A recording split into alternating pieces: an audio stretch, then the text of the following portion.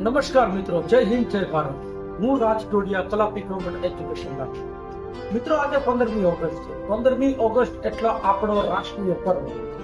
મિત્રો, આપણે 15મી ઓગસ્ટના દિવસે આપણે લોકો રાષ્ટ્રધ્વજ ખરીદતા હોઈએ છીએ, આપણા મોટરસાયકલમાં લગાવવા માટે, ઘર પર લગાવવા માટે, બરોબર છે. પણ પછી ઘણીવાર એવું બને છે કે અમુક બેદરકાર વ્યક્તિઓના કારણે રાષ્ટ્રધ્વજ ઘણીવાર રસ્તા પર પડેલા આપણને જોવા મળે છે.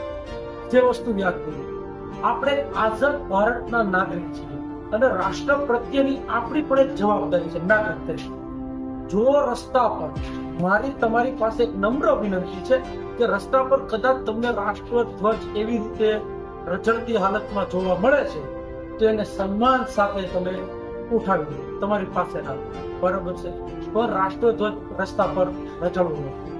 આપણું રાષ્ટ્ર શ્રેષ્ઠ છે. આપણો રાષ્ટ્રધ્વજ હંમેશા સર્વોપરી ઉપર હોવો જોઈએ અને એક નાગરિક તરીકે, એક રિસ્પોન્સિબલ સિટીઝન્સ તરીકે આપણી ફરજ આવે છે કે આપણો રાષ્ટ્રધ્વજને આપણે સન્માન આપવું જોઈએ, નહીં કે એને રસ્તા પર રચડતું જોઈએ. આશા કરું છું મારી વાત આપણે સમજાવી હશે, બરોબર છે. ચાલો, જય હિન્દ, જય ભારત.